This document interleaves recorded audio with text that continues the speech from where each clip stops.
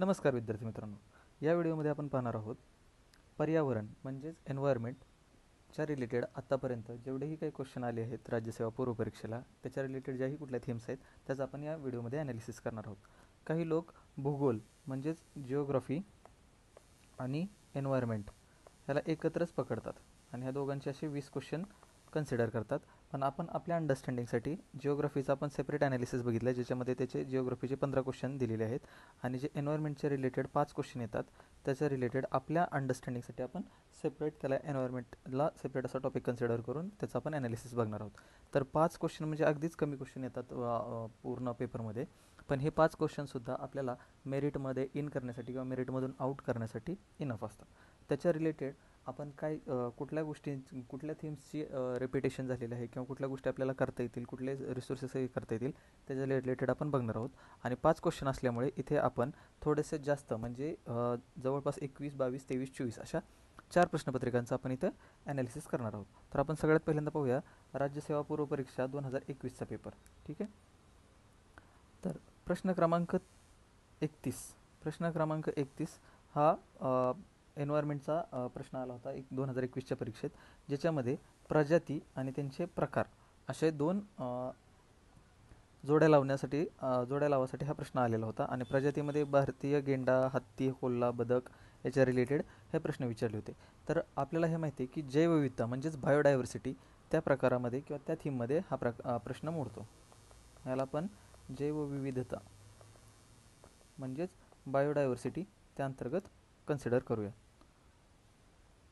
त्यानंतर प्रश्न क्रमांक 32, घातक कचऱ्याची हालचाल विकसित देशामधून कमी विकसित देशामध्ये होऊ नये म्हणून बेसेल अधिवेशनात टिंबटिंबमध्ये आंतरराष्ट्रीय करारावर सह्या केल्या गेल्या. म्हणजे एक तर साल आणि देश असं 4 ऑप्शन दिलेले आहेत की कुठल्या साली आणि कुठल्या देशामध्ये केला गेलेला करार आहे तो घातक कचऱ्याच्या ज्यासाठी केला गेलेला करार आहे.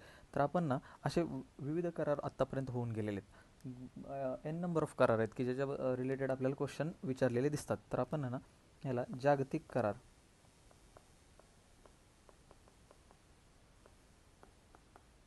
ठीक आहे, जागतिक करार ह्या थीमच्या अंडर आपण याला कन्सिडर करूया. प्रश्न क्रमांक 33, औद्योगिक प्रदूषित पाण्याचा पुनर्वापर म्हणजेच ग्रीन डॉट कार्यक्रम याची सुरुवात कोणत्या देशात झाली. अगेन परत तोच प्रश्न की ग्रीन डॉट कार्यक्रम हा जागतिक लेवलला केला गेलेला एक इनिशिएटिव्ह आहे आणि औद्योगिक प्रदूषित पाणी जे आहे इंडस्ट्रियल वेस्ट वॉटर त्याच्या रिलेटेड हा कार्यक्रम राबवला गेलेला आहे. अर्थात हे कार्यक्रम कशाने होतात, कुठल्या तरी आंतरराष्ट्रीय संघटनेकडून पुढाकार घेतला जातो आणि त्याच्याशी रिलेटेड जेही काही वेगवेगळे करार केले जातात त्याच्यातूनच या कार्यक्रमांची सुरुवात होते. तर आपण याला त्याच थीमच्या अंडर कन्सिडर करणार आहोत, ते म्हणजे जागतिक करार आणि त्या कराराच्या अंतर्गत असणारे कार्यक्रम. ओके, पुढे प्रश्न क्रमांक 34, परिसंस्थेची रचना व तिच्या कार्याचा अभ्यास म्हणजेच पारिस्थितिकी ही व्याख्या 1969 मध्ये कुणी केली. बरोबर आहे. तर आता ही काही परिसंस्था त्याच्या व्याख्येच्या रिलेटेड हा प्रश्न आलेला आहे. परिसंस्था म्हणजेच काय, इकोसिस्टम. आता इकोसिस्टम हे पण कशात येतं, जैवविविधता त्याच्याच अंतर्गत येतं. ठीक आहे, इकोसिस्टम म्हणजेच जैवविविधता. प्रश्न क्रमांक 35, ओझोनमध्ये घट झाल्याने जीवसृष्टीवर खालीलपैकी कोणते परिणाम होतात. आणि इथं खाली 4 ऑप्शन दिलेले आहेत, 4 विधानं आपल्याला हे दिलेले आहेत, परिणाम दिलेले आहेत, त्याच्यावर आपल्याला क्वेश्चन विचारलेला आहे. तर ही जी आहे ओझोन हेच थेम आपण कन्सिडर करणार आहोत. आपल्याला पुढे पाहायला भेटू शकतं की ओझोनवर किती आत्तापर्यंत प्रश्न आलेले आहेत. ठीक आहे, ओझोन हे थेम आपण कन्सिडर करणार आहोत त्याला. तर अशा तऱ्हेने 21ला हे 5 प्रश्न जे आहेत ते 2021च्या परीक्षेत विचारले गेले होते. आता पुढचा जो पेपर आहे तो आहे राज्यसेवा पूर्व परीक्षा 2022चा पेपर. याच्यामध्ये पण 5 क्वेश्चन आलेले होते. तर ते कुठले आपण ते पाहूयात. प्रश्न क्रमांक 16, खालीलपैकी कोणता हॉटस्पॉट प्रदेश जैवविविधतेला आपली आपत्ती चिन्ह असल्याच्या संदर्भात धोका असलेला आहे. ठीक आहे, म्हणजे कुठलं hotspot, which of the following has become the hotspot with reference to the threats to biodiversity. Biodiversity म्हणजे अगेन कुठला प्रश्न आला, जैवविविधता.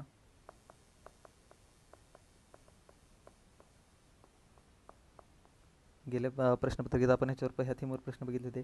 परत या वर्षी तोच प्रश्न त्याच थीमवर प्रश्न आलेला आहे. पुढचा प्रश्न पाहूयात. प्रश्न क्रमांक 17, खालीलपैकी प्रवाळ रंगांची वैशिष्ट्ये कुठली आणि 4 विधानं दिलेली आहेत प्रवाळ रंगांच्या रिलेटेड. तर हा प्रवाळ हा एक सेपरेट थीम म्हणून आपण ह्याला एक सेपरेट थीम म्हणून कन्सिडर करू शकतो, प्रवाळ रंग. ओके, किंवा प्रवाळ म्हटलं तरी चालू शकतं, ज्याला आपण काय इंग्लिशमध्ये काय म्हणतात, कोरल रिफ्स. प्रश्न क्रमांक 18, अल्फा बीटा व गामा विविधता म्हणजे काय आणि त्याच्या रिलेटेड 4 विधानं दिलेली आहेत, त्याच्यातून आपल्याला हे करायचं आहे. तर परत अगेन विविधता म्हणजेच डायव्हर्सिटी कशाच्या रिलेटेड विचारली ह्यांनी, सजीव, सिम्पसन, जैवविविधता मोजण्याचं प्रमाण, भौगोलिक प्रमाण आणि विटाकेर यांनी सुचवलेले शब्दार्थ, हे 4 आहेत. म्हणजे अगेन हे कशाचे हे आहे, जैवविविधता. परत रिपीट दिसते आपल्याला इथे. पुढे जाऊया. प्रश्न क्रमांक 19, जोड्या जुळवा. इथं राज्य दिलेली आहेत आणि अभयारण्य दिलेली आहेत. म्हणजे आपण इथं पाहू शकतो की अभयारण्य असतील किंवा राष्ट्रीय उद्याने असतील, म्हणजे बायोस्फिअर रिझर्व, नॅशनल पार्क्स, त्याच्यानंतर सँच्युरीज, ह्याच्या रिलेटेड आपल्याला राज्य आणि त्याच्यातील हे सँच्युरीज, बायोस्फिअर रिझर्व किंवा नॅशनल पार्क, तसंच देश आणि त्यांच्यातील हे उद्यानं, ह्याच्या रिलेटेड आपण क्वेश्चन इथे पाहू शकतो. ठीक आहे. तर ह्याच्यातला हा प्रश्न कुठल्या ह्याच्याखाली, राष्ट्रीय उद्याने म्हणजे नॅशनल पार्क्स, सँच्युरीज आणि बायोस्फिअर रिझर्व. ठीक आहे. हे तिन्ही पण आपण एकाच ह्याच्याखाली कन्सिडर करणार आहोत की त्याच्यातमध्ये थोड्या थोड्या फरकानं हे 3 वेगवेगळे असतात, बट त्याला एकत्रच आपण अभ्यास करणार आहोत, कारण आपला इथला सिलेबस थोडासा लिमिटेड आहे. UPSCच्या वेळेस हे सगळं वेगवेगळं सेपरेट कन्सिडर करावं लागतं, बट राज्यसेवेला हे तितकंसं ह्याला वेटेज नसल्यामुळे आपण ह्याला एकत्र कन्सिडर करूयात. ठीक आहे. राष्ट्रीय उद्याने. त्याच्यानंतर प्रश्न क्रमांक 20, रासायनिक पर्यावरणात खालीलपैकी कोणत्या घटकांचा समावेश होतो आणि खाली 4 घटक दिलेले आहेत, तापमान, जल, वनस्पती, मानवी क्रिया. ठीक आहे. तर याला आपण काय समजूयात, रासायनिक पर्यावरण. ओके, त्यालाच आपण काय म्हणूया, केमिकल एन्व्हायरमेंट. ठीक आहे, केमिकल एन्व्हायरमेंट. ओके. तर हे जे होते ते 2022चे रिलेटेड प्रश्न होते. आता अगेन 2023चा सेम पॅटर्न, 2023चा जो राज्यसेवेचा पेपर झाला त्याच्यामध्ये काही क्वेश्चन गेले होते ते पाहूयात आपण. तर ह्याच्यामध्ये प्रश्न क्रमांक 16, घातक कचरा मृदेमध्ये टाकल्यामुळे जैवविविधता कमी होते, नद्यामध्ये वारंवार पूर येण्यामागे वृक्षतोड कारणीभूत आहे आणि फ्रान्सिस्को मेंडेज यांना ऊर्जा क्षेत्रातील कार्यामुळे ॲमेझॉन गांधी म्हणून संबोधतात. आता हे 3 वेगवेगळे उदाहरण आहेत, ह्याच्यामध्ये वेगवेगळे थीम आपल्याला इथं मर्ज झालेला आपण पाहू शकतो. पहिली थीम म्हणजे तर जैवविविधता. जैवविविधतेला कितवा प्रश्न आहे आपण तुम्ही पाहू शकता इथं, किती वेटेज आहे जैवविविधतेमध्ये. ठीक आहे. दुसरी, नद्यांमध्ये वारंवार येणारे पूर. ठीक आहे. पूर म्हणजे वृक्षतोड कारणीभूत आहे पुराला. ठीक आहे. पुराच्या रिलेटेड जेही काही आपल्या आता मानवी हे घटक आहेत ज्याच्यामुळे ह्या गोष्टी होत आहेत ते पण ह्याच्यामध्ये कन्सिडर होतं. दुसरं, प्रदूषण ही पण थीम आहे की प्रदूषणामध्ये पण बऱ्याचशा गोष्टी आहेत ते पण ह्याच्यामध्ये येतात. आणि तिसरं काय, करंट अफेअर, की त्यांना ऊर्जा क्षेत्रातील कार्यामुळे ॲमेझॉन गांधीमध्ये जातात. हे व्यक्तिविशेष आणि त्यांना जे दिलेली उपाधी आहे किंवा त्यांचं जे कार्य आहे त्याच्या रिलेटेड, म्हणजे हा करंट अफेअर्सचे रिलेटेड पण क्वेश्चन आहे. ठीक आहे. प्रश्न पुढचा, प्रश्न क्रमांक 17, मातीतील नायट्रोजन खत जीवाणूद्वारे तोडल्यास टिंब मुक्त होते आणि खाली 4 ऑप्शन दिलेले आहेत. आता हे आपण जर पाहिलं तर ह्याला काय म्हटलं जातं, नायट्रोजन सायकल. ठीक आहे, नायट्रोजन सायकल. ठीक आहे, यालाच काय म्हटलं जातं, नायट्रोजन चक्र. नायट्रोजन चक्र. ह्या नायट्रोजन चक्राच्या रिलेटेड सुद्धा आपल्याला भरपूर क्वेश्चन पुढे पाहायला मिळतील. प्रश्न क्रमांक 18, ओझोन संदर्भात खालीलपैकी कोणती विधाने बरोबर आहेत आणि खाली 4 विधानं दिलेली आहेत. ही कुठली थीम आहे, अगेन ओझोनवर ह्याच्या आधी आपण प्रश्न बघितला होता सेम. आता ओझोनशीच रिलेटेड हा दुसरा प्रश्न आलेला आहे. ठीक आहे. त्यानंतर प्रश्न क्रमांक 19, खालीलपैकी कोणता पारिस्थितिकी मनोऱ्याचा प्रकार नाही आणि खाली 4 हे दिलेले आहेत, ऑप्शन दिलेले आहेत. तर हे कुठले, मनोरे, पारिस्थितिकी मनोरे. ठीक आहे. ऊर्जेचा मनोरा आहे, त्याच्यानंतर संख्येचा मनोरा आहे, परत फूड वेबचा मनोरा आहे, म्हणजे असे वेगवेगळे जे बायोमासचा मनोरा आहे. तर हे जे आहेत ना, हे वेगवेगळे मनोरे आहेत ना, त्याच्या रिलेटेड हा क्वेश्चन आपल्याला इथे पाहायला मिळतो. प्रश्न क्रमांक 20, काही प्रजाती नष्ट झाल्या तर पर्यावरणावर गंभीर परिणाम करतात, त्यांना टिंब म्हणतात आणि त्याच्या रिलेटेड आपल्याला इथे 4 ऑप्शन दिलेले आहेत. ठीक आहे.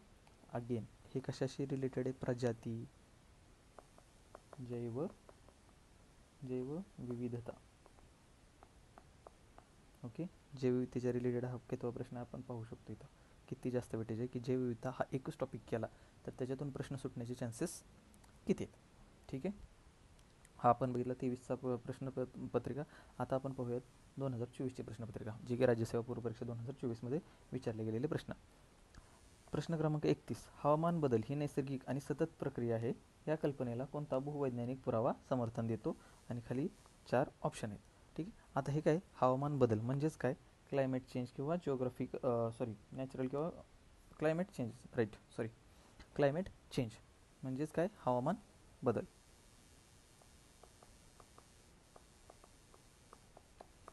हवामान बदल या थीम्सच्या अंडर हा क्वेश्चन आपण कन्सिडर करूया.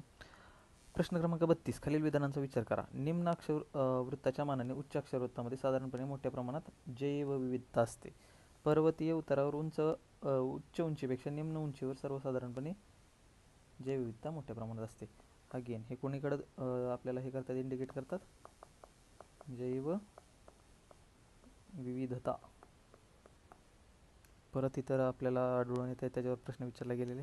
ठीक आहे, त्याच्यानंतर प्रश्न क्रमांक 33, भारत सरकारने हवेच्या गुणवत्तेचे मूल्यांकन, हवेचा अंदाज यावरील संशोधनासाठी system of air quality, weather forecasting and research म्हणजेच सफर ची स्थापना खालीलपैकी कोणत्या 4 शहरामध्ये केलेली? आता तसं बघायला गेलं तर हा आपल्याला करंट अफेअर्सशी रिलेटेड म्हणजे त्यावेळेस न्यूजमध्ये असणारा हा टॉपिक आहे आणि त्याच्याशी रिलेटेड आपल्याला हा प्रश्न विचारलेला आहे. बट इथं आपण जर हे बघितलं तर कशाच्या ह्याच्यासाठी सफरची स्थापना केली गेली की एअर आणि वेदरच्या ह्याच्याशी प्रदूषणाशी रिलेटेड आपण इथं याला कन्सिडर करू शकतो. ठीक आहे, मग कुठली येणार आपली थीम, प्रदूषण. मग प्रदूषणामध्ये जे येतात काय येतं, प्रदूषणामध्ये एअर येतं म्हणजे वायू, त्याच्यानंतर वॉटर पाणी. ठीक आहे, तर यातला एअरच्या अंडर हा याला आपण कन्सिडर करू शकतो. नॉईज पोल्युशन एक येतं. ठीक आहे, प्रश्न क्रमांक 34, जागतिक तापमान वाढीच्या संदर्भात खालील विधानांचा विचार करा. आणि खाली 2 विधानं दिलेली आहेत. तांदळाची लागवड आणि नायट्रोजन आधारित खतांचा वापर केला जातो तेव्हा नायट्रस ऑक्साईडचे उत्सर्जन होते. आणि इथं मिथेनचे उत्सर्जन दिलेले, इथं तापमान वाढ दिलेली. अगेन इथं मिक्स आपण बघू शकतो. एक तर कुठली गोष्ट आहे, तापमान वाढ म्हणजेच याला काय म्हणू शकतो आपण, ग्लोबल वॉर्मिंग. ठीक आहे, ही एक थीम कन्सिडर करू शकतो. दुसरी गोष्ट नायट्रोजन सायकल.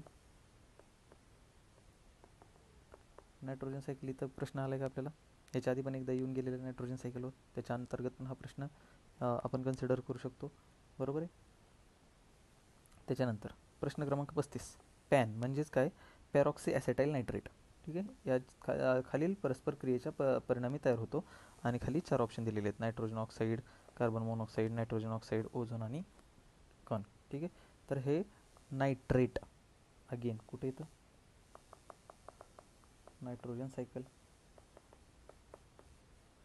ठीक आहे, नायट्रोजन चक्राच्या आधारित हा प्रश्न येतो आहे. बरोबर आहे. तर आपण इथे जवळपास 21 ते 24 म्हणजे असे 4 वर्षाचे आपण प्रश्नपत्रिका पाहिले. तर आता इथं तुम्ही नोटीस करू शकता की इथे खूपच कमी प्रमाणात हे आपल्याला ॲरोज दिसत आहेत. ठीक आहे, जे की बाकीचे जे आत्तापर्यंतचे विषय बघितले त्याच्यामध्ये आपल्याला मल्टिपल थिम्स या रिपीटेडली दिसत होत्या. बट एन्व्हायरमेंटच्या बाबतीत तसं नाही, कारण एन्व्हायरमेंटला क्वेश्चन फक्त 5 विचारले जातात प्रत्येक पेपरमध्ये, 100च्या मागे 5 प्रश्न. त्याच्यामुळे इथे रिपीट होण्याचे चान्सेस कम्पॅरेटिव्हली कमी आहेत.